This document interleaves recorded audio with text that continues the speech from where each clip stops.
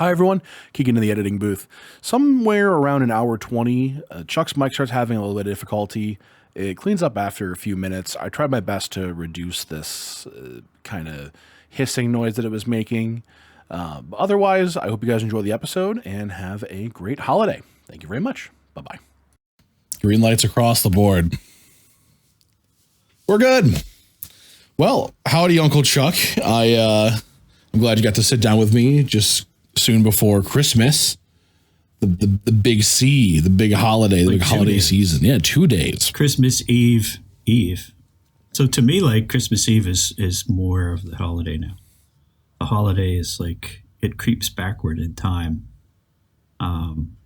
Because the lead up, I think, is so long. And then when Christmas Day actually hits, turns out like we've done most of the stuff. Like you had a big dinner the night before, you went to church, you open gifts. That's when Meg and I open gifts now before we go to bed. Mm-hmm. So in the morning, you just sort of sleep in, make a fire, get up, drink coffee, and hang out in your jammies all day and feel like, yeah, Christmas is kind of over. It's good, but it's more like Christmas now feels like the day after Christmas. It's weird.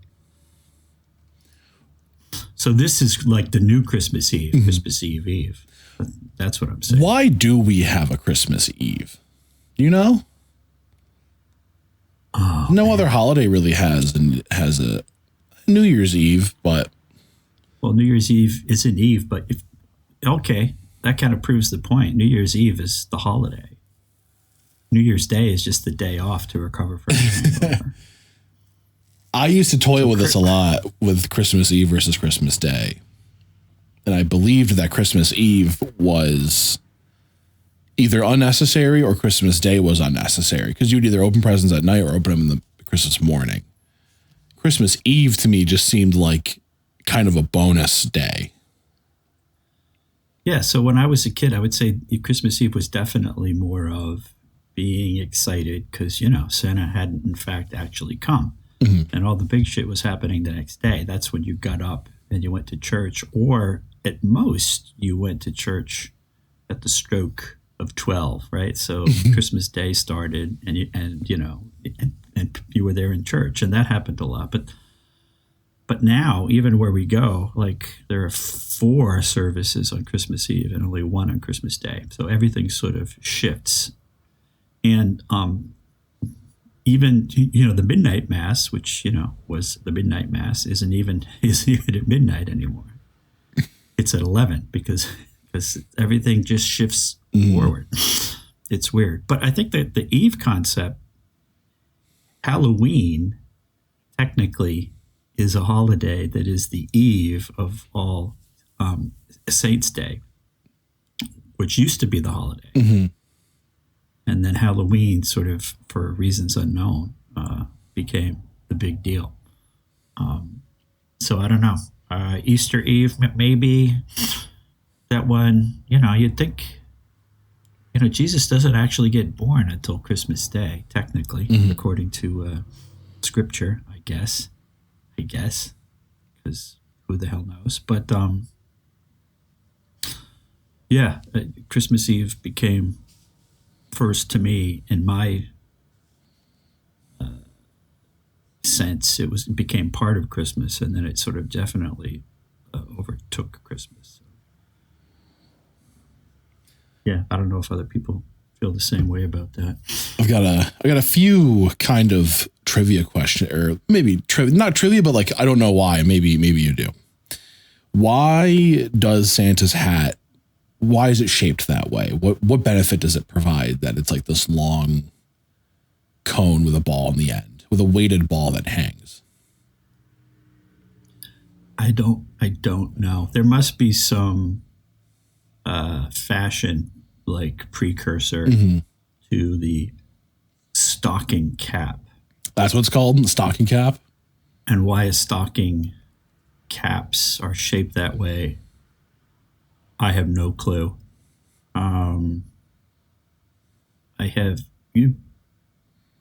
You probably don't remember this because I don't think people do them. But when we were like in junior high or high school, long stocking caps, like with a pom-pom at the end, were a big deal. There was a season or two where it was just like a regular wool hat, but it hung down like, a foot and a half or 2 or 3. It was crazy. And it didn't last that long. And you still see people wear them now, like occasionally, but It's on like bedtime. The whole Santa thing, it's largely, if you go back and look at the early pictures, it was all, commercial. The Coca-Cola Santa now is close to the current version. And it was totally a creation of, advertising guys. Oh, yeah. You go back earlier than that, I don't know. He's got a pipe. He's fat. Yeah. I think he almost always has a hat on, but you go back to the 1800s and he doesn't look anything, or there isn't even a Santa Claus. It's the Saint Nick, and he's got a robe that goes all the way down to his feet.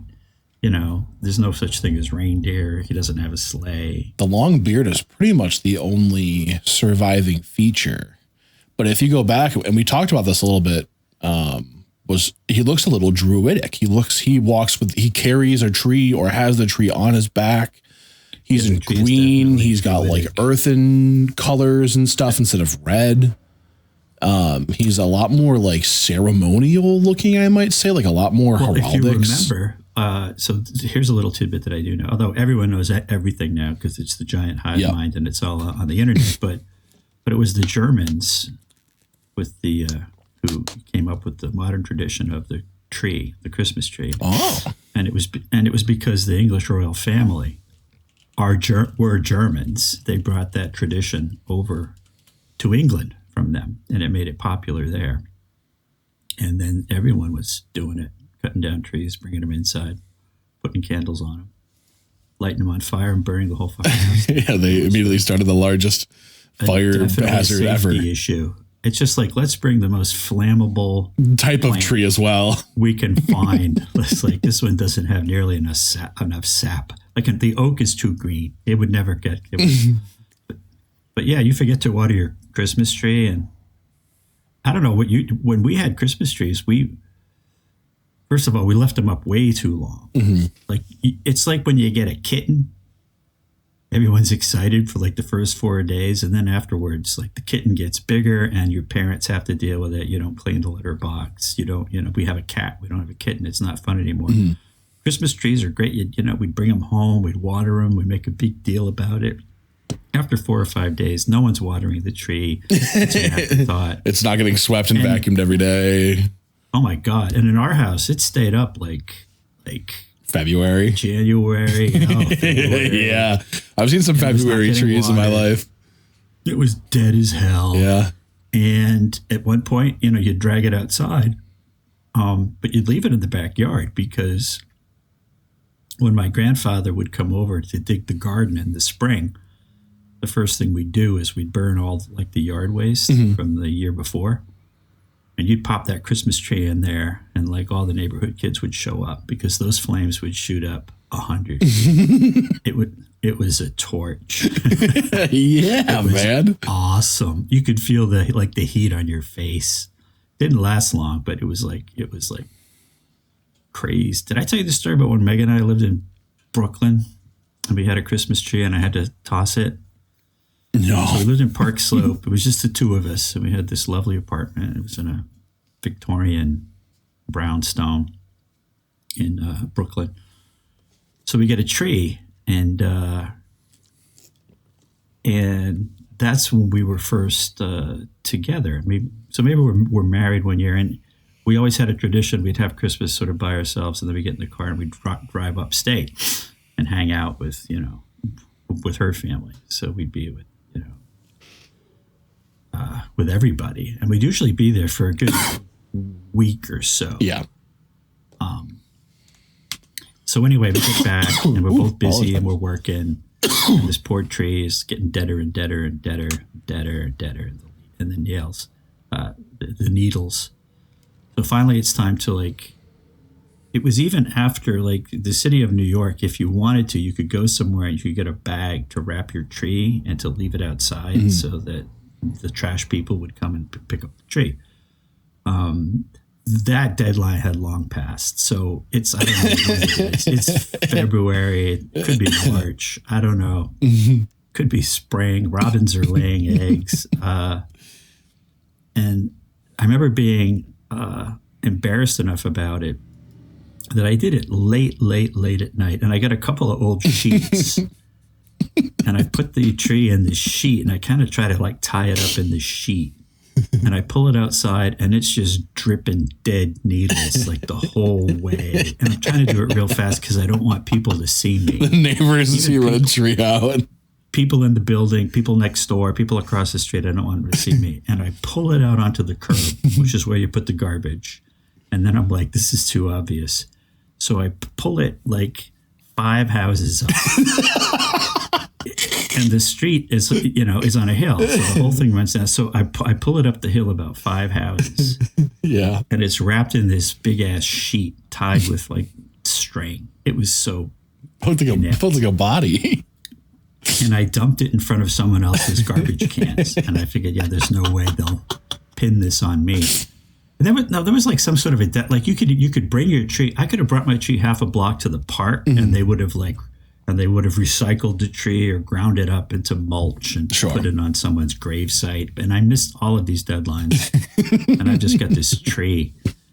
So then I go to bed. First thing that happens is there's a kid who lived in the basement and he got a deal on his rent because he was supposed to keep the common areas clean. Mm-hmm. So Meg and I are in bed and our bed is in the front room of what used to be the parlor of this house on the first floor. And this kid's like right outside our door, like with a vacuum cleaner in his room. And he's fucking cursing his ass off. Like, who the fuck? Like these fucking needles. Like, who the fuck would... And he's like banging into our door because he knows it. It was you. I'm the one that, if I was smart, I would have grabbed a bunch of needles and thrown them up on the second floor. Oh, yeah. So that's the first thing. The second thing is there's a lot of wind that night. Mm-hmm. And it's the next day is a work day. And I remember the wind comes up and it starts blowing.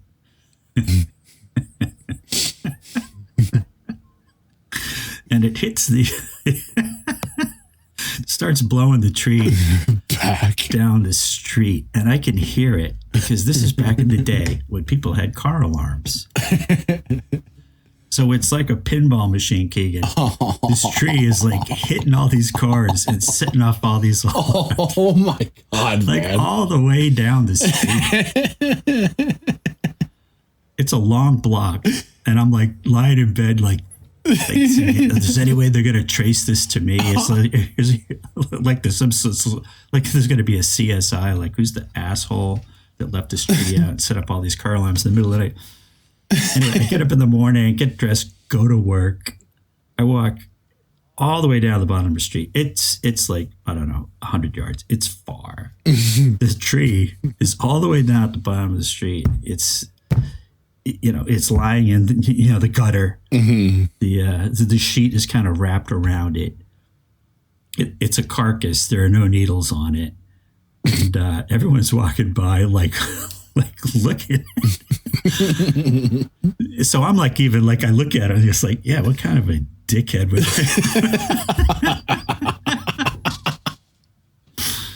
it? It was so. I was not a good person that day. I was not kind to mankind, or certainly to the neighbors.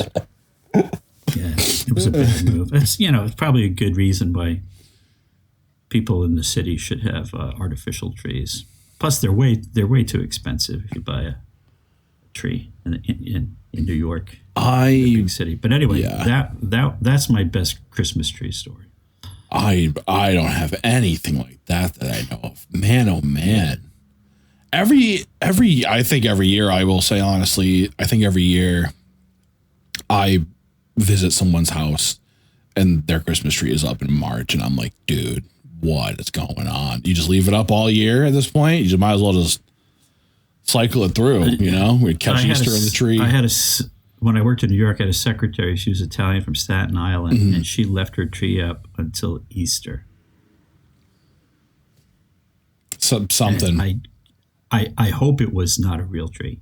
Oh, yeah. It might have been. But it was like a thing that Italian people from Staten Island did. It's just like, no, we're leaving the tree up until the next, big holiday. Yeah. On the liturgical calendar. Weird. It was weird. Well, I don't know. Not wildly uncommon. I mean, when she told me that, I'm like, yeah, okay.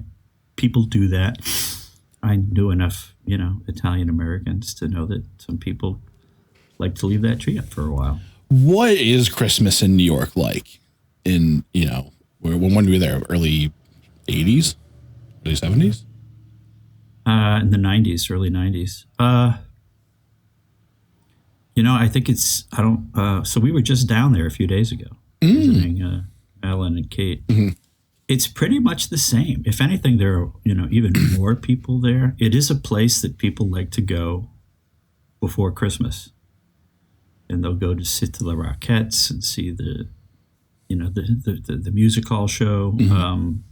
Which is a Christmas themed show that's been going on for decades. You go down to Rockefeller Plaza and you look at the tree, which is huge, and it's all lit up. And we did that on Fifth Avenue. It was mobbed. You could hardly move. Tens of thousands of people are just out. Fifth Avenue is really cool. The stores, starting from downtown, you go to all of the major department stores. The windows are all done up, mm-hmm. and they're usually, have some sort of, mechanical animation in them, and people stop and look. And they're usually very, very well done, and they're charming. We did that, and everyone else does that. And then you go to St. Patrick's Cathedral, because it's right there on Fifth Avenue, and it's mobbed, and it's full of people who are just walking around looking at the pretty church. And there's a crash up front. It's got the nativity. People look at that, and then you keep walking up, Tiffany's, all these stores, and there's shit going on in the window, and people are going in and out of the stores. Some people are buying stuff. Some people are just walking around. And the weather is usually pretty cool. It's cool. It's clear. It's a great place to be during the holidays. Always enjoyed being in New York. Holidays. Every time I think when I think of Christmas now, I think my brain kind of loosely imagines New York City. I think it's my strongest association with like where the most Christmas is in a way. I don't, the most intense and like Christmassy. Yeah. And that's Christmas town. Every Hallmark movie, every, there's cheesy, a lot of them in New York, aren't there? Yeah. Oh, it's all like, it's all New York, where it's like a little tiny town. Yeah, one girl runs the inn, yep. And the guy who's the investment banker who's visiting his dying mother comes in. And they bump their heads on the sidewalk and drop their packages. Dude, there's like 24 movies with that same exact. Like 240 movies. There are more and more. You know what I realized about Hallmark movies, Keegan? Mm-hmm. It's just a matter of time. Seriously, you're going to have a colostomy bag. You're going to be in a walker or a wheelchair, and you're going to be watching Hallmark movies. You want to know why? Because they push all the right buttons. Have you watched any? Do they? With my mom, mm-hmm. Like you go to visit my mom. My mom's 91, yeah, and she'll be like, "Junior, hi, how you doing?" And she's sharp, she's there. But you're there like 15 to 20 minutes, and it's like, yeah, maybe we should watch this movie. It's just like, I don't want to cut into your movie watching time. There are some that she'll watch over and over. And when you sit down and watch a Hallmark movie with someone who's really into watching a Hallmark movie, it doesn't take much. It's just like, fine, let's do it. It's like eating, a bag of Cheetos with some orange soda, and you get a pile of donuts next to you, the chocolate covered donuts. So you just got to embrace it. It's junk food for the mind, and it, these are eternal themes. Eternal themes.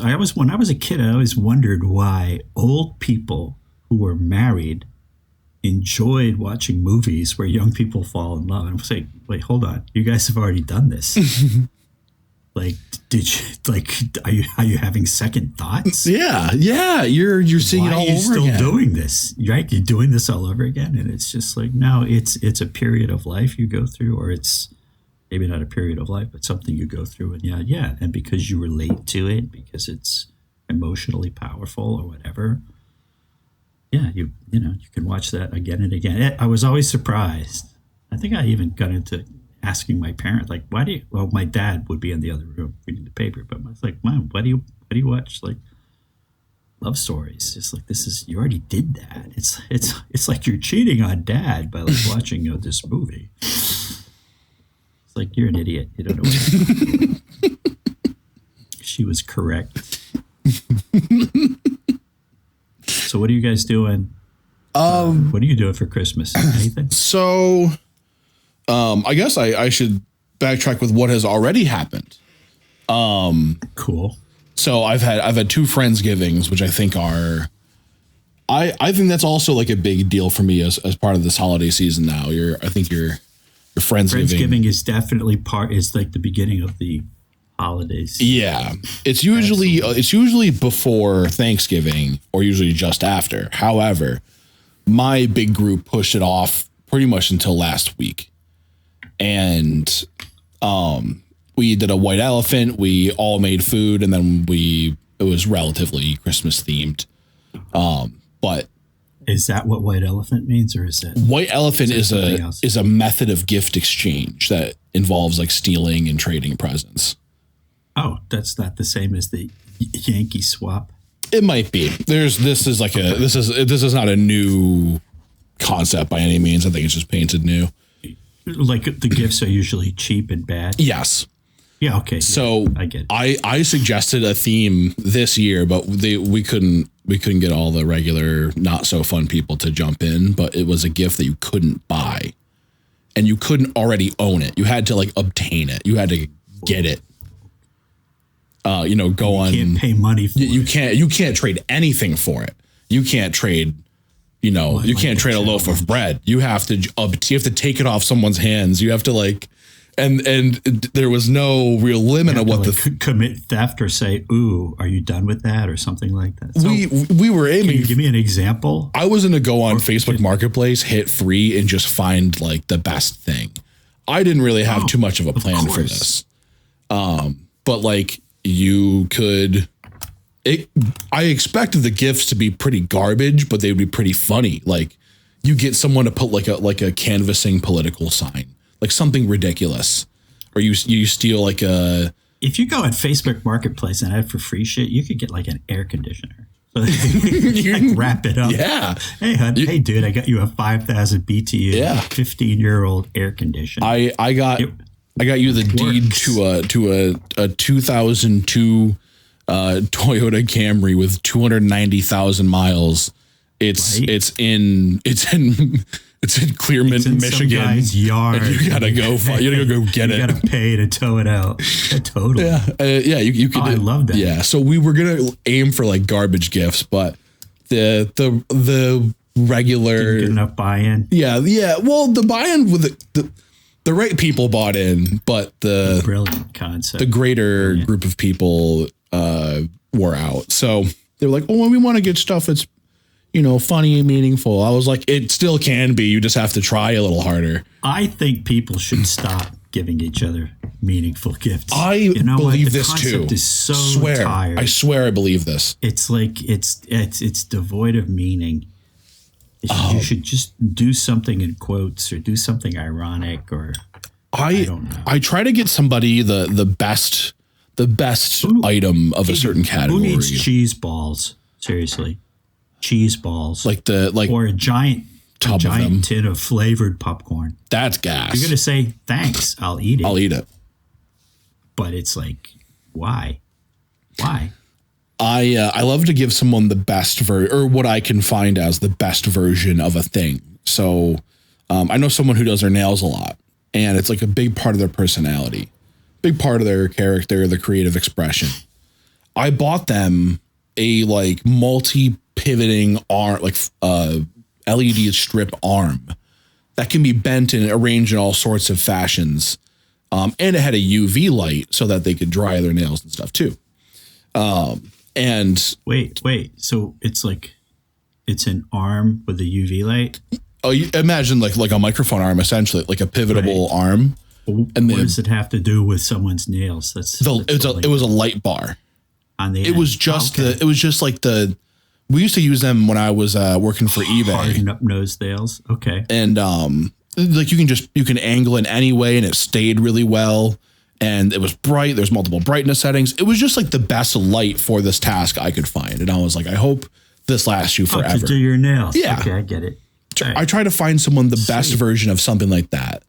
Someone who has, with an ultraviolet light feature to help dry the nails after they're done. That's very thoughtful. See, and it shows that you know or understand something about the person. Like, sure, beyond, oh, you're a size medium. No, I understand you like to do your nails. Maybe this is the thing I've heard you complain about. What about this? So that's pretty much what I aim for. Yeah. On the other hand, and this is where it all comes apart, I do enjoy receiving gifts. I realize you could take you could go into my cupboard and get a can of anchovies and wrap it up and put a ribbon on it and stick it in my stocking, and I will open that up, and that can of anchovies will be different from all the other anchovies in my cupboard. That'll be my can of anchovies, and I'll put it over in my little gift pile, and that'll be mine. And I'll think about, well, what am I going to do with that can of anchovies? So there is, I am a hypocrite. There's something about the ritual of the gift that still does, kind of work. But do you find comfort in that process? I don't. I find everyone in the room in a giant circle opening presents to be very uncomfortable. Well, everyone in a room, that's different. Yeah. And everyone's paying attention to who gets what. Mm-hmm. That's tough. And you're right. That's what we do Christmas morning. Mm-hmm. Yeah, Meg would always be worried about, internal equity. Like, oh, the girls, like, how much did we get Nora? And then it's like the pile, somehow it keeps growing. Yeah. It's like that episode of the Three Stooges where Adolf, the Hitler, but it's not Hitler, it's Mo, and he's getting the joke is Hitler starts off with a full mustache, but they cut it too much on this side, so then they overcut it on this side, and that's how he ends up with this thing. So Meg would Nora has 3 gifts, and then Kate only has 2, and then she'd get another one, but then she'd sort of, we didn't spend it, and then she'd get that, and then there's parody, and then you throw Madeline in there, and then someone wants a big gift one year, and then one big gift starts to work into the equation for everybody. There's like all these piles of crap. I mean, to be fair, a lot of it was like books and clothes, which are good. But one year, the kids get all this crap, and the best gift was Nora's Walmart. These plastic mules I got her for $2.97. They were plastic, mules, like you wear them on your feet, like shoes, and they had little like pink shit on them. And she just put them right on and just walked all around, ignored all the other expensive, fancy shit that all the like learning toys that Meg had researched heavily for the past several months. Yeah, just clopped around on her mule, scratching the wooden floors. It was epic. It's the best. I love. That's so funny. It's so funny. Do you remember like favorite Christmas toys as a child? One, I'm not kidding. I'm using it right now. There's one that I'm using this very second. It is my Thrasher's blanket from when I got the drum set at your guys' house. I'm using that. Shit. Oh yeah, dude. Absolutely. Wait, which Christmas was that? Oh man, this was in Felicia. This was old. Yeah, I must have been less than 10. Holy like that. Shit. Yeah. Oh, dude, we had a bunch of pictures come up on our screen from that Christmas. That We're one all going for a walk. It was a beautiful day. I think you were about Wait, how much older are you than your sister? 7 years. Well, I don't know. Leah was maybe 5 or 6. So yeah, it could be. But yeah, we're all going for a walk. There's snow on the ground. Pictures are beautiful. Was this? Where was this? Was this a In New the old Hampshire? house. Oh, It was at the farm. I was thinking of the main place. That little tiny place we rented for 1 year Okay. on the beach. I thought that was the one you were referencing with the pictures, because we went for a walk there. Yeah. Oh, dude, we always go for a walk. It doesn't always work with your family, but I would explain. No, it's a rule. If you want to eat dinner, you got to go for a walk. That's right. When we were in that little house on the beach in Maine before we bought the place here, yeah, it was tiny, and I remember that. Did Kate get a guitar? Did we get her a guitar that year? I don't remember. I forget. It was tiny, but yeah, you guys were there. I remember that. Yeah, I'm sure we went for a walk. We always went for walks. Yeah, we went to some sort of like swampy area. Yeah, it was a swampy area. So it was it was a salt marsh. Oh, salt marsh. It was a salt marsh. Yes. Walked up to Loudholm Farm. And then I cooked, I don't know, did I make a turkey? What was I making for dinner back in the day? I did a lot of turkeys. You made calamari one night. I remember that. Calamari would be Christmas Eve.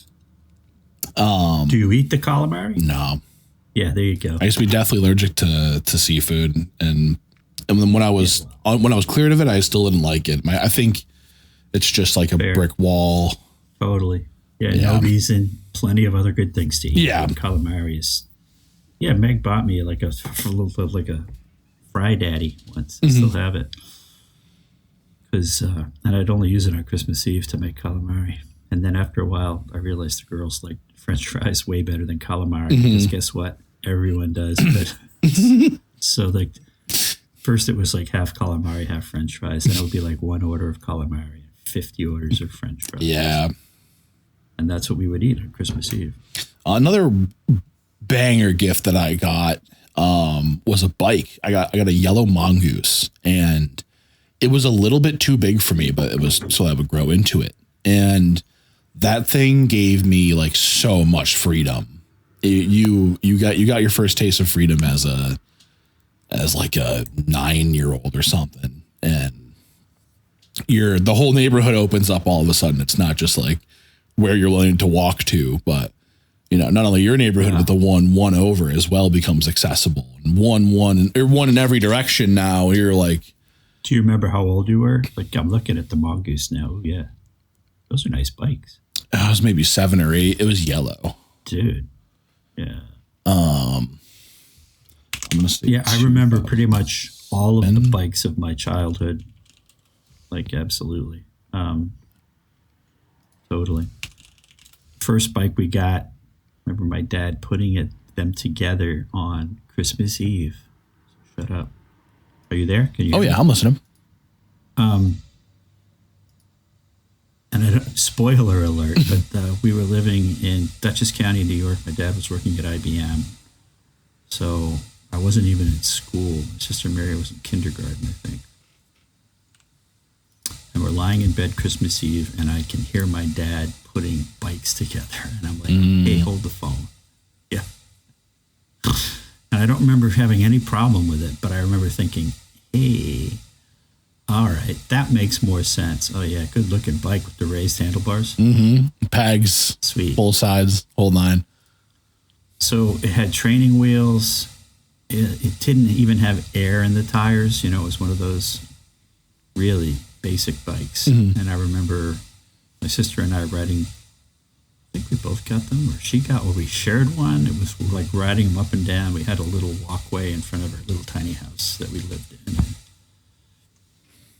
And yeah, I remember when I got my first 3-speed bike, and my dad was, I think, all excited. I remember we went out to test drive it. And he was shifting up and down. I remember when I got my first 10-speed bike. I remember it got stolen once, and the cops had to, picked it up and returned it to me.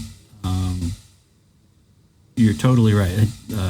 Bikes were different back then and I'm glad you got to experience this, because just talking about it with people my age. But like around, I don't know, 3rd, 4th, 5th grade, you got a bike and you had just complete personal autonomy at that point. Yeah. Until you had to be home in time to eat. And that was it. After, you were totally, I don't even know what we did for lunch. Did my mother feed us? I think she did. I don't remember. But we would go everywhere. Ride miles and miles and miles away. It was fantastic. We were everywhere on our bikes. Yeah, we were. It was a great way to live. We were nomads with our bikes as well. We would just like, if I rode an hour away, if I rode an hour and a half away, that wasn't out of the ordinary. When it was hot in the summer, we'd pick different places, like lakes that we could ride our bikes to swim, and then ride home. It wasn't a lot to do. I was an OG with the with a personal CD player. I had a CD player that had like 3 CDs, and I would take my bike, put on these like cheap headphones, and go somewhere. Where's the CD player, like hanging around your neck? It was most frequently in my trombone case that I would leave 1/4 of it unlatched, and that's where the wire would come through. And the trombone case is affixed to your bike? The trombone case would be affixed to my back, but yes. On the bike? Yeah, so I'd be riding the bike with it on my back. Is there a trombone also in the trombone? For the most part, okay. No. I get it. It's a way to carry shit. Sometimes, nice. if I had band at school that day, I would. But yeah, so we didn't have any of that. There were no personal electronic devices of any kind. Oh yeah, there was no portable music. But that stuck with me forever. I still listen to something like all the time. I was talking about that recently, but I love, like, now I think that's translated into like loving like taking a drive. Sometimes I'll be in just the right mood to want to just go hit the road for half an hour. You just drive, Driving's spectacular. No, I still do. I did a little this afternoon. It's like I was out, had to do some errands, do some stuff, and then it's like, I think I'm just gonna go drive over the bridge, head up the coast a few miles, just look around, go slow. Oh yeah. Let the traffic behind me get annoyed. Just be a Sunday driver looking around, look at the lights on the houses, feeling the Christmas shit. Put my Christmas playlist on. Yeah, it's sweet. Well, that was a big activity when I was a kid. We'd pile in the car on Sunday after church, just go for a ride. And there usually wasn't a destination. Sometimes there was. But a lot of times it was just driving around. And we had no problem with that. It was fun. So once the presents are opened, once everyone's dispersed from the immediacy, what do you like to do, or what's next? What happens the rest of the day? Yeah, well, I don't know. Past 10, 20 years, I settle into the TV room, and I'll light a fire, and I'll watch something. I'll watch A Christmas Carol, one of the 4 or 5 different versions. Yeah, there's certain shit that I like watch over and over again because it just puts me in the mood. This year, because we're by ourselves, and because Christmas Day is on a Thursday, which is when at church we serve a community meal. We're actually going to go back up to the church hall and help serve that meal. I was going to help cook, but there are plenty of people who cook, which is great. So I get to not have to get up at the crack of dawn. But yeah, with just the two of us, we'll go to a church. There's a service at 8 that I have to work. I'm actually in the broadcast booth for that one. Ooh, all right. Which is a blast. Yeah, I'm You're working practicing. the TriCaster. Working the TriCaster. Accumulating some skills. And that'll be a lot of fun. It's a lot of music. We'll go to our friend's house before that and eat a bunch of food. And then when that's over, like 9:30, we'll just come home, crank up the fire, get cozy, put on our jammies, exchange our gifts.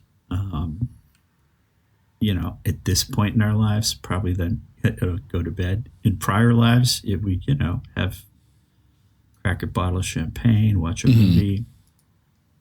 And then in the morning, we'll just get up whenever we feel like it. And yeah, I made a gravlax this year, which is a cured salmon. I've been doing it for a number of years. Yeah, have that with some everything bagels and cream cheese, some good strong coffee. Fresh OJ. I love That's it. a bagel. Love a bagel. Your guys' spread after the wedding was awesome. That was good, wasn't Tore it? right into that. Tore right into it. Something about the late. I love the late morning breakfast. I hate the early dinner. When we're talking about 2:00 dinner, I'm frustrated. Really? Frustrated. Oh yeah. How come? Yeah. It throws me off that it's that you so on a day off, let's say on an average day, on an average holiday or nearby weekend holiday day off. The cadence I prefer is to wake up sometime between like 8 and 9. Spend the first couple hours of the day probably lazing around, then get cleaned up at some point from 10 to... Have you ingested any coffee or foodstuffs at this point? That's what I was just about to get. So somewhere between 10 and 2, I would like, a real opportunity to eat something. Because I was getting anxious because, the idea of like getting up and then not having coffee for at least 2 hours is... It's a lot. It's tough. Trigger me. It's going to trigger me completely. I've actually been I've been doing days without coffee. As you should. Yeah. No one needs it. It's just so good. It's not as bad as I expected it to be. I don't think... I'm a pretty big dude. I think a single cup of coffee is not all that effective on me at the end of the day. And if I'm getting 40-50% of the value out of a cup of coffee, not having it is pretty much not much of a loss. Look, dude, everyone I know who drank coffee as a habit and managed to give it up has no problem. There is a withdrawal period, but people can totally become alert on their own without the use of caffeine. It does happen if you allow your body to do it on its own. I think it's how someone paces themselves to start the day. Really, sure. I think it is. I think it's like the greater timeline of their whole morning ritual, their whole becoming a part of their day. Dude, I've told you, is mostly set from end to end. I fall asleep at night, and the way I chill and ease is just imagine getting up in the morning and having that coffee. It's doing it before you even sleep at night. I go to sleep at night thinking, I get to have coffee in the morning, and that helps me fall asleep. I love the whole ritual. And then I get up and make my coffee. It takes 10-15 minutes, especially if I fuck it up. And I do my puzzles. I drink my sparkling water. It's it's great. It can take an hour. It can take 2 hours. It's phenomenal. But I do think you were going back to eating dinner at 2:00 on a holiday. But I think that cadence, at least in our family, goes back to people would come over to eat dinner on the holidays or eat dinner on the Sunday. and you got up and you went to church, at least in my family. And you could have a little something before church, but like it had to be at least half an hour before church because you had to have, you were supposed to fast for an hour before you took the sacrament. Boy, I remember that. And then you come home, maybe you have a bowl of cereal or something, but dinner on Sunday or the holiday was going to be your major meal. And I think it was to accommodate, to allow people time to prepare it, to allow people time to arrive from wherever it was that they're coming to your house. And then, give them the opportunity to then hang for a bit and then, go home and get home at a reasonable hour because on Sunday you're going to have to get up the next day, go to work. But I never really thought about it. Yeah, no, it's the only day of the week where you eat that big meal, like right in the middle of the afternoon. I think lunch is the best meal. I think that's my official stance. I think lunch really is the best meal. I think the best meal is the one that I just had, quite frankly. Whatever it is, sometimes I go out for breakfast and I'm like, oh my God, you just can't beat breakfast. But I see. But when I worked, if you had that kind of a day where you could go out and do like a nice lunch, a leisurely lunch. There's nothing better. Oh yeah, dude. Leisurely lunch. Hopefully followed by like a nap. Lunches are great. And then going out to dinner is great too, but like there's something about you have that kind of day where you can actually like go out somewhere and sit down and have a leisurely lunch.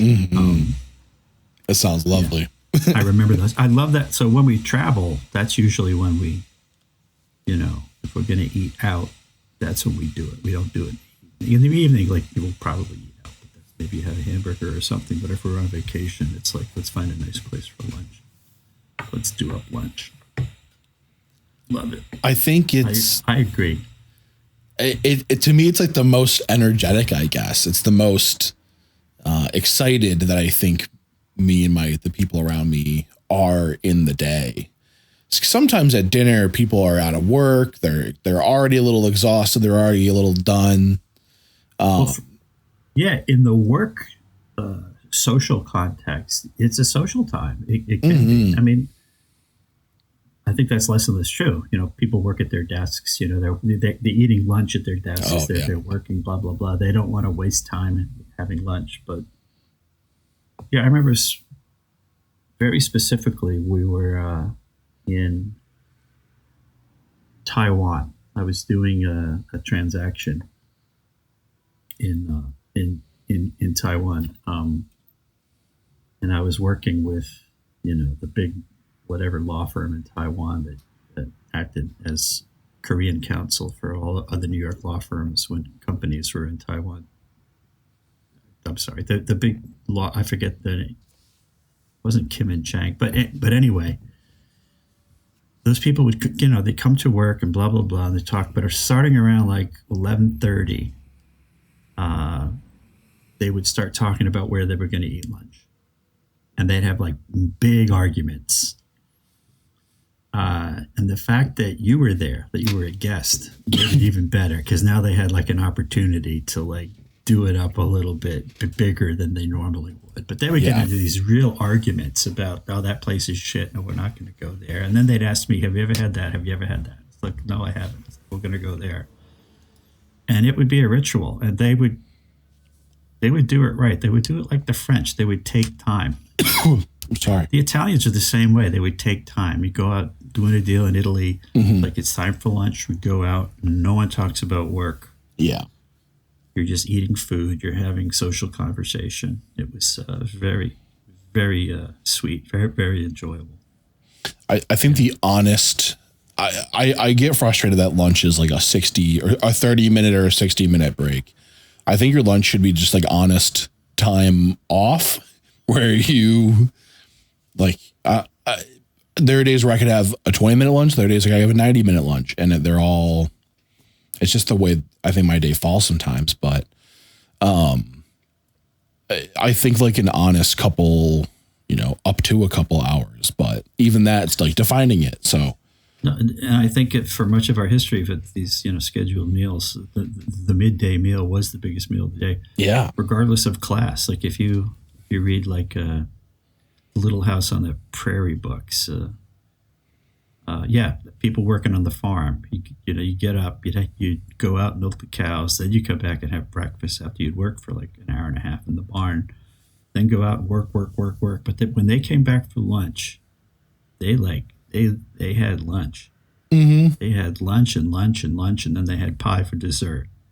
And then they would lay down for a little bit, and then they would get up and they would work until it was dark. It was the big meal. It sounds good. It sounds like how I would prefer to. But I think I would work later into the day. Like I would be more on board for getting out at 6 or even 7. Right? Because like the focus won't be getting home, making the biggest meal or the one that's the most, most involved sometimes. But, it's still when we travel, lunch is the big. When we went to Ireland as a family, the girls. Dude, we gotta have a whole episode on that. We went into a routine. We would get up, we'd have our coffee and whatever, granola, muesli. Muesli? Yeah, it's like English granola. It's just crappy cereal. I don't know. It's German. I don't know why they eat muesli in England. It's a German word. But we'd go out and we do what we're going to do. A lot of walking, a lot of sightseeing, looking around. And then we'd always end up in a pub somewhere, anywhere between like 2 and 4. Mm-hmm. And have a huge meal at a pub. It was technically lunch, but we'd stay, we'd eat, then continue what we were doing. And when we got home later at night, we'd eat some more, but it would be small. It would be like, bread and cheese and stuff like that. Mm-hmm. Actually, no, breakfast was a big deal. I would cook a proper breakfast. We would load up, which is why we could last until like 2 or 3 in the afternoon before we would like tuck into a pub and eat a proper pub lunch. But that cadence works totally. I had but this year I'm sort of at sea because normally I would make like an elaborate Christmas meal. Mm-hmm. The timpano be my go-to Christmas meal. Do you remember eating the timpano at all in any Christmases at our house? It's basically like a giant calzone cake. Yeah, it looks like a giant calzone. You cut into it. You cut it up like a cake, and it's full of meatballs and pasta. I think I remember this. Yeah, so I've been doing that for a few years, and I know I did it at least once or twice when Meg's family was at our house. Normally I'd spend days like planning that, making the little meatballs and buying up all my shit. I'll be honest, some of these look horrific. Some like that? I just googled timpano, and some of it if you made like a cheap or maybe just the lighting's bad in some of these, but some of these look scary. Yeah, it can be a daunting dish. Yeah. But it's my favorite thing to make, and it's one of my favorite things to eat. I don't think you've ever served me a meal you didn't like. Hearty. It is hearty. Now it's like I'm not cooking, so we're going to a friend's house for Christmas Eve. Just going to bring an appetizer, and Christmas Day we're going to go to the church and do whatever they're having, and so I'll probably make some sort of simple pasta for dinner. I'm a little bit out of sorts, but it's all good. It's all good. I'm used to going shopping 3 days before Christmas to buy my ingredients. Buying my fresh ground pork, my fresh ground beef, my cuts of pork shoulder, my beef chuck, making my ragu. You're a chuck. Days in advance. Makes the best bolognese. What if you could make a new Christmas tradition? What would it be? There wouldn't be any football or basketball. No game on. No game on. Who needs that? Turn the game off, he says. So, which I realize is definitely going against the tide.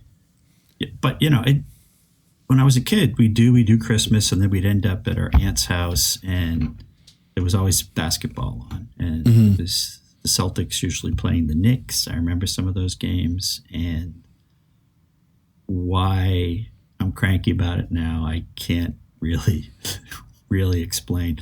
The great thing about sports on television, especially, is that when you get together with a bunch of relatives that you don't see that often, and when half of those relatives are male, everyone doesn't want to spend time with all those other people unless they're in front of a television watching some sort of a sporting event. And then it's great. And then it's like, fine, you enjoy spending time with people when you're watching basketball with them. But the rest of the time, you're sitting around twiddling your thumbs. The women are talking about all the shit that women talk about. God bless them. But who's getting married, who's graduating. Yeah. It's like, and you're pretending to I like all the news. Everyone, all the dudes are peeling off and getting in front of the TV, and finally I can breathe. There's a television and some sort of a sporting event. So that's why it's great. I don't know what guys did in the old days. They probably just went outside and drank and pretended they weren't. It's like, I got to go check on the mule. And then they'd come back and just be drunk for a while and then go out and check on the mule again. I had no idea. I sit here and I think, I'm like, what did people do all day before TV really, after 3, 5, and 9? Sorry, right before 3, 5, and 9. What did people do all day? It must have been literally kicking the can down the road and counting grains of salt. It's just, I have no idea what they did all day. I feel like I can be bored today pretty easily. So I remember going to visit relatives in Portugal when I was in college. Took my year off, and Sunday afternoon. So Sunday you get up, and they all go to church, and then they all go to the cafe, and there'd be a bunch of cafes all within walking distance of each other, and all the people who belonged to one political party went to this one, and the other political party went here, and the people that no one cared about went to the other one, and they just sat around and they drank coffee and they talked and they looked at each other, and they did it for hours.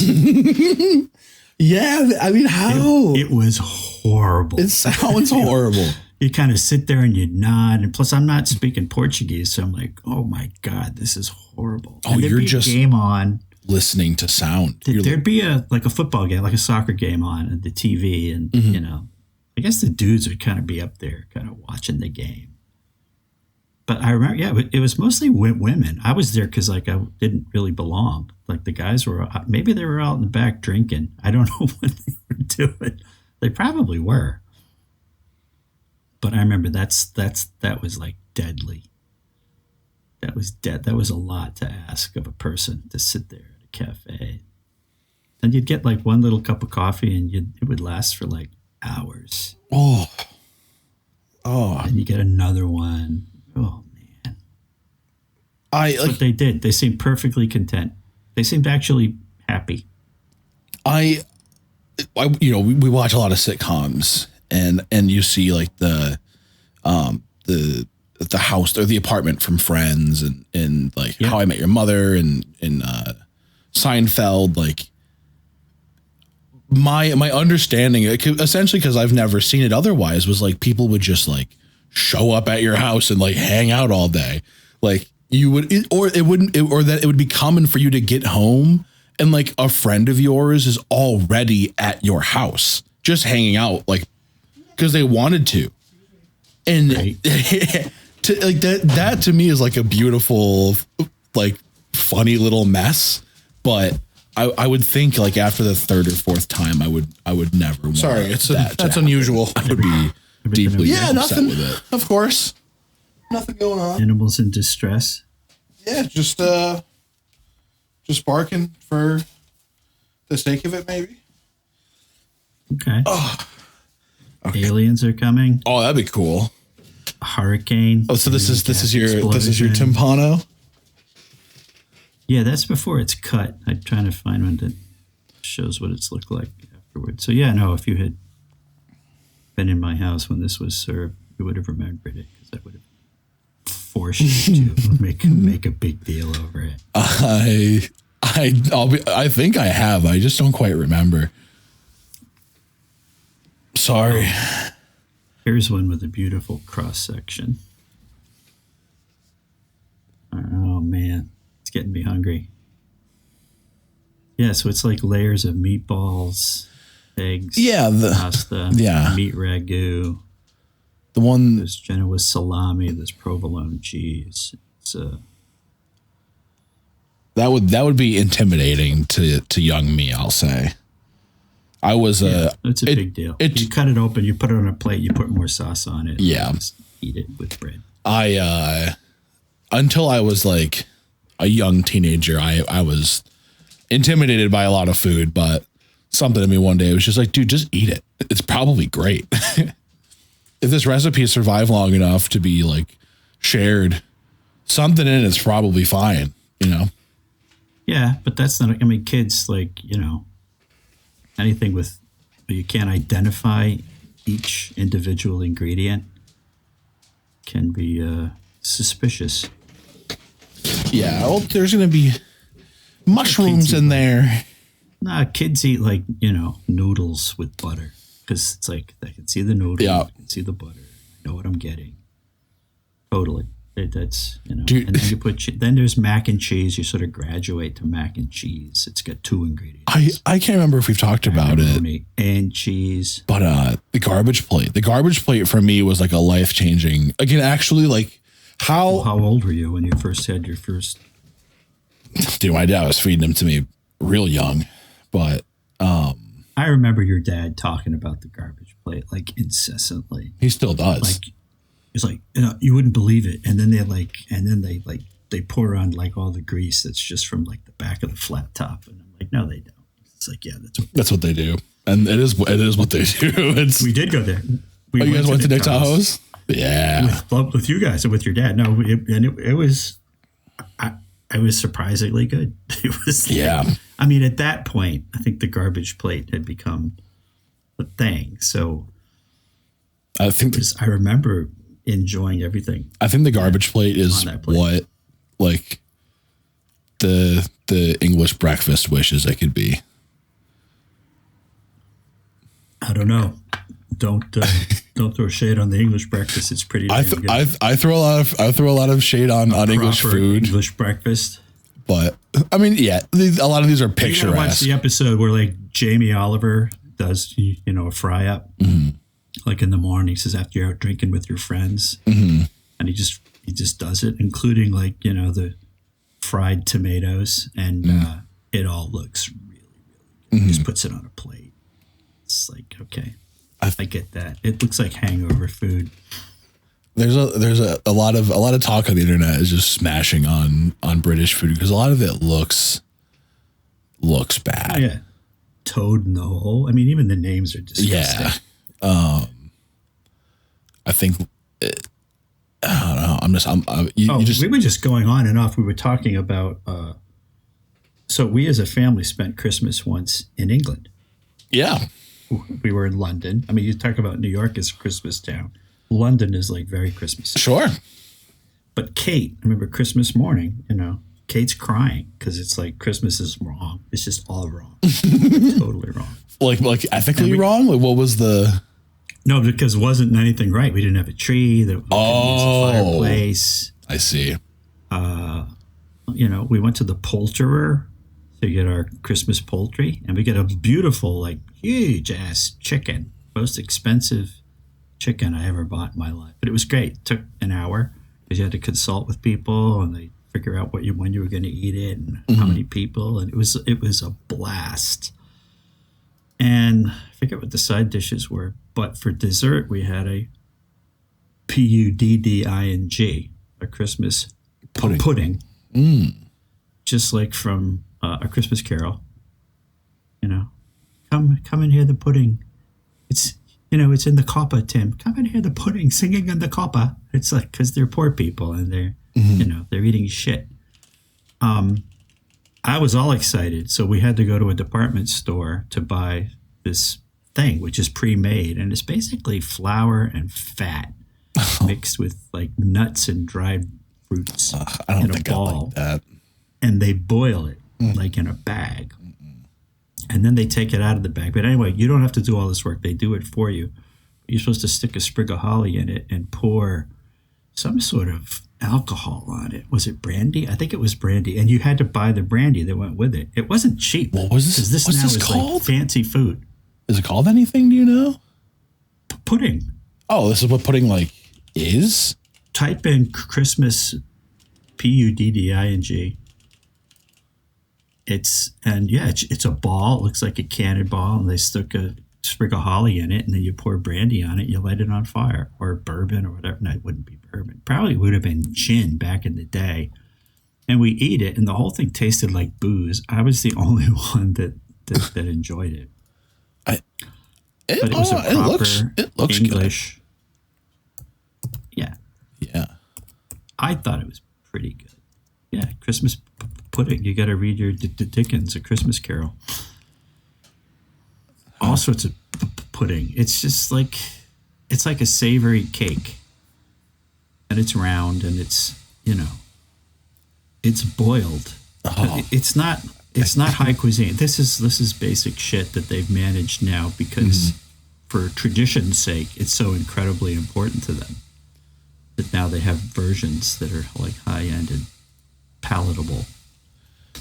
But it would be like eating a fruit cake, right? Remember people made fruit cakes, and I was just thinking, and then they were just like the butt of bad jokes. Yeah, like fruit. Is that the truth? Is it like a horrible? It can't be. It's like so simple. Is it bad?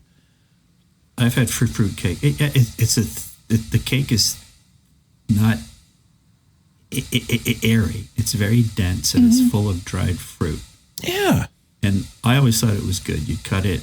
You'd spread cream cheese on it or butter, and it looks good. I thought it was good, but it's the butt of jokes, and it always has been. Why? But the Christmas pudding, it's part of the main meal. Yeah, fruitcake. Look, I forget what else we had. We might have had potatoes, but yeah, a very sort of bland. You have a chicken, you have a vegetable, you have a dessert. It's very square. Like an Italian meal. Your main dish is going to have 15 different ingredients in it. Yeah. English will like boil potatoes and put them in a bowl. Eat them. Those are the potatoes. Process the food through one method, and then that's the end of it. Yeah, well, my mom was mostly Irish, and she loved, they have their New England boiled dinner, and it was just a piece of corned beef in a pot with carrots cut up in big pieces and potatoes, and maybe some cabbage because yum. This sounds like a medieval. You boil it in salty water. Yeah, this sounds like we've been doing that for thousands of years. Is what it's it sounds. All mush. Yeah, soft food, easy to process. And you know what? If you have something to put on it, it's not bad, but it's not fancy, and there's no flavoring other than the basic items themselves. I love a corned beef and cabbage. Condiments. Give me a corned beef and cabbage. Well, there you go, because you're Irish. I'm Irish, yeah. Love it. How do you eat it? I don't like it when it's spread. What was it? You put condiments of any kind? No. Mustard? I've gotten it with mustard. I tend to prefer it straight. I think corned beef does have enough, usually, or I should say, it has enough flavor to carry itself. I don't think it needs too much. And sometimes you get it like beef. Fatty it's still very moist, so you don't really need a condiment quite. I like corned beef in a sandwich. Oh, as do I. But, corned beef on a plate with cabbage and the cabbage water kind of running around the rim of it. Yeah, just make it work. Absolutely. My mother would get very excited. That's her Irish, and we'd be like, "Yeah, can we have spaghetti with meatballs?" It's just, why is Dad's food better than your food, Mom? I like it a little drier, I guess I might say. Like I like it as if it would. It might be a tough. It would be tough in a sandwich, but maybe dry in a plate. I somewhere in the middle between those two. You know, am I describing that well? Cut thick enough to be like, sure, briskety almost. How people like brisket, similar to that. In Albany, like people would go out on St. Patrick's Day, and they were, traditional Irish bar / diners or whatever had been around for a long time, and they would do corned beef and cabbage with a potato, and you get beer with it. And if you're doing it and it's authentic to the day and with people who appreciate it, then it always tastes good because the people who are preparing it have been doing it for years. Mm-hmm. And you buy into it. It's good. But if I'm going to take, that cut of beef, I'll take pastrami over corned beef any day, which is basically the same thing. They just put more salt in it, I think. It's the way it's cured. Yeah, it's slightly different. There's usually more focus on crust too with a pastrami. It uses more black pepper corns or something. I like pastrami in the curing process. Pastrami is still. I swear, I was in my 40s before I knew like where pastrami even came from. Is it beef? Is it its own thing? Is it an animal called a pastrami? Do they run around, get it on the head? It's made from brisket. Yeah, beef brisket. No, it's beef. I said that doesn't taste like beef. It doesn't taste like ham. It doesn't taste like anything. It's pastrami. It's fantastic. I think my like uber wealth hobby would be meat curing. It's something I watch a ton on. Like watch a lot of videos. Watch a lot of YouTube shorts on curing a meat and then eating it. Dry aging. Brining, I think that stuff would be so cool. So I got a piece of fish in my fridge right now. Salmon. That's sitting under a 2-inch layer of salt. Oh, you're crusting it? Peppercorns and dill. It's basically it's a cure. It's a way to cure the salmon without using smoke. And it's going to be great. It's gravlax, it's a Norwegian recipe. And just for the fun of it, I took a piece of tuna because we're having tuna on a salad tonight. And I said, I wonder what would happen if I did a quick salt and pepper cure of this piece of fish before I fried it. So I did, and it dried it out. It made it taste really cool, really salty. And I took out my cast iron frying pan and I put a nice sear on both sides and sliced it up thin. And that's what I'm going to be eating on my salad for dinner. But yeah, you can salt cure anything. I was going to figure out a way to, preserve our pork. If we were to stay on the farm. First, I was going to figure out how I could, slaughter my own animals and chop them up on my own, figure out what the different cuts were, what kind of knives I would need. And then, bacon is one of the best things in the world. And how could I make my own bacon? What sort of equipment would I need? How much, Probably just a butcher's knife and a smoker. Yeah, I know, but you got to figure out how to do that. Yeah. I've never done that. I've never cured meat in that way before. But yeah, if we'd stayed on the farm, I was definitely heading in that direction. Do you like fermenting at all? I've tried to make kimchi a few times. Yeah, Have you ever made it? I haven't made it. I've had it. I think it's pretty good. Do you like kimchi? Yeah. I love kimchi. I'll tell you a quick story about these guys from Albany International. They were all from Wisconsin. They were all from the Midwest, and they ate a lot of sauerkraut because it's a lot of beer, a lot of cheese, a lot of sauerkraut. And we had a big plant in Korea, and they would go to Korea, and they would come back and they would just complain about kimchi. And they'd be like, yeah, it's gross. They just take the cabbage and they'll chop it up and they'll put it in like a big barrel and like leave it on the front porch. And it's like rotten. And then they eat it and it stinks. And then I'm like, well, what about like sauerkraut? And they go, well, I love sauerkraut. I'm like, dude, it's the same fucking thing. Yeah. It's just that's how it's made. It's just these people are making it on their own. You're buying your sauerkraut in a sandwich or in a bag. Yeah. So I've made kimchi successfully once, and I made it not successfully like 4 or 5 times. It's there's something about, first of all, if you go on YouTube and you click on the wrong person, there are some people out there that don't know what they're doing. Oh, they'll get someone they're sick. telling you to do shit that maybe they've never tried. And so it's got to, the process that allows, the fermentation to occur. You got to do it right. It's the ratio of salt. You got to draw the moisture out. You got to get it in the jar at the right time. And the first time I did it, it was magic.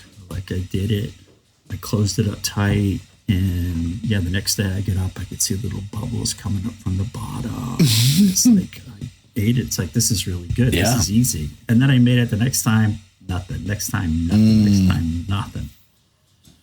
So I've got the, the red pepper, gochujang, whatever it's called. The specific I think. red pepper that you're supposed to use for kimchi. I got it, and I'm ready to try it again, but I'll wait till after the holidays. Because I love kimchi. It's great. I love it as a side dish. I love it on sandwiches. I love it. And it's good for you. I've mentioned that I have this desire to try like the ghost pepper of sour. I want. What is that? I don't know. What is that? Oh, I don't know. There's this plum. There's this like northeastern Chinese plum that I can't get it though. It's not. I don't think it's allowed here or something. It's not for sale anywhere. I've looked it up on Amazon. I've gone to like specialty markets and stuff. Can't find it.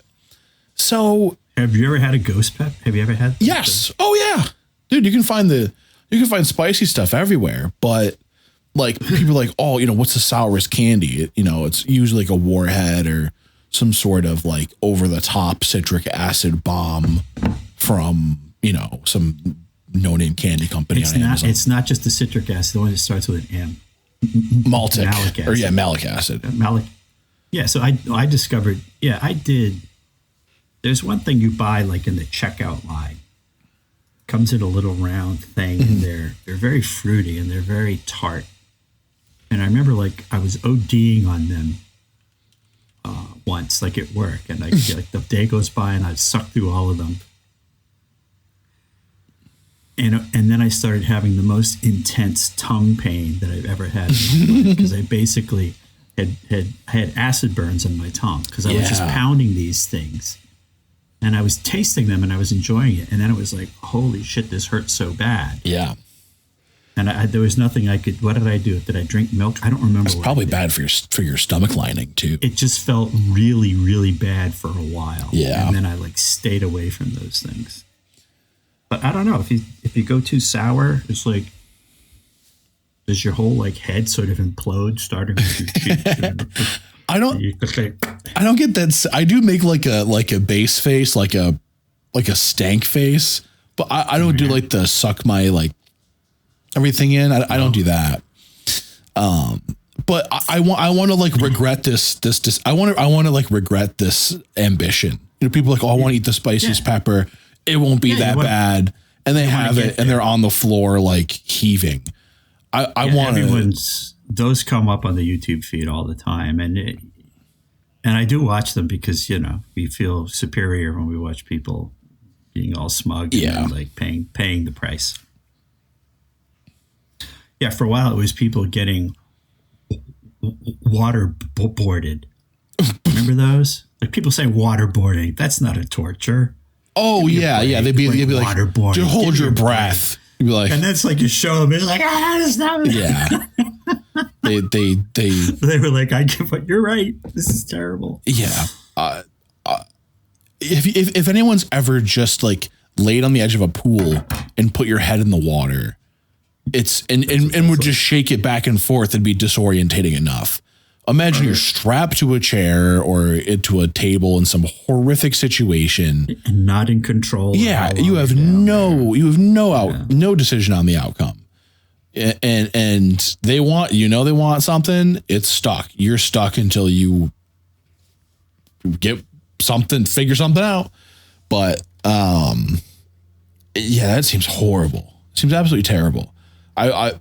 People say like warheads and toxic waste, which is a kind of candy, are like the sourest things in the world. And I'm like, I just don't believe it. But well, I don't know. It's like, what's the analog to capsaicin? Capsaicin is the spice is the ingredient that receptor makes, trigger. So capsaicin is the ingredient that makes peppers hot. Yeah. So it's just a question of like how concentrated it is or something like that. So there's got to be an equivalent magic ingredient or acid for sour. Right. We're making research.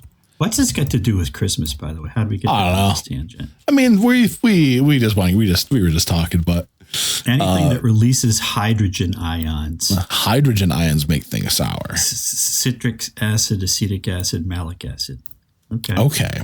So foods that are high in what was it? Those particular kinds of. I suppose you could just drink. What was the acid? I'm sorry. What? Citric, acetic, and malic. What was the chemical reaction that those made happen? Ionizing? It releases hydrogen ions, also known as protons. When dissolved in saliva, they release hydrogen ions, which then enter taste cells through special channels, triggering a sour signal to the brain. I suppose you could just drink, lemon juice. That's like beginner. That's like lemon juice. That's like acetic acid in vinegar. Drink vinegar. Vinegar's good. I like vinegar. For the most part, I want to avoid like the chemical attempt. Like I want it to be an item, a thing that like makes you could just drink pure capsaicin, but that's not the spirit of the game. We don't just try to make full court shots all the time. We go to the 3, we play the game. I want a food. I want a candy or an item. There's some natural fruits, so I'm looking at them. Umabashi plums. I think that's a thing. UMABOSHI plums. Highly acidic Japanese pickled plums. So I'm going to order you up some of those. I think this is the thing I was trying to order that I couldn't get. Oh, and then from Southeast Asia, you can also get bilimbi. Bilimbi. Small green cucumber-like fruit with powerful oxalic and citric acids. Extremely sour when raw. Rhubarb. I remember having rhubarb as a kid. Rhubarb sour? Yeah, very sour. That's why you put a lot of... I've had a lot of rhubarb pie, but... Yeah, but you probably... it's like drinking, you got to put a lot of sweetener in there to make it palatable. Like a lot. Yeah, toxic waste comes in... it's a candy. Oh, we were visiting Nora and Ian. We were in a bar once where they were doing shots. It was just it was warheads in like a jar full of grain alcohol. Man. I did a shot and I don't remember it being that strange.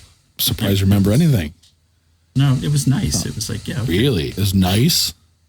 It sounds... It was enjoyable. It sounds rough. Yeah, well, it looked like it had been there for a while, so I don't know how many of them they actually sold. I've never had... people when they were very, very drunk. Or sorry, I've had grain alcohol. I guess what I believe is grain alcohol. It might have been grain alcohol. It might have just been vodka. Oh. But it wasn't... I'm thinking like moonshine, like backwood moonshine territory. 120. Yeah, I don't know what it like was. that. It was clear, except it was the color of, warheads. That have dissolved. People do it with Skittles too. Sour Patch Kids. Ooh, I like Sour Patch Kids. I like all these things. These are my favorite candies by far. And the occasional chocolate. All right. But I'm not... Well, I think that might be a good place for us to leave off and let the people enjoy the rest of their Christmases and other holidays. But we're probably not going to get this out till well after. If you send it to me, I can do it tonight. Really? Oh, all right. yeah. I will try to do that. Send it to me. Try to do that right now. Yeah. All right. Well, I hope Santa is good to you, man. I hope Santa's good to you. Yeah. I think I'm getting, I don't know what I'm getting. I told Meg to get me anything, and I think she might actually take me up on it. May have listened. Buy me a book. Oh, that's... a book and socks, which is fine. Yeah. You're really good at buying socks and really good at buying books. So. That's like an acknowledgement of the gift giving, but not actually doing it. You know, Oh, no. She spends a lot of time, oh, yeah.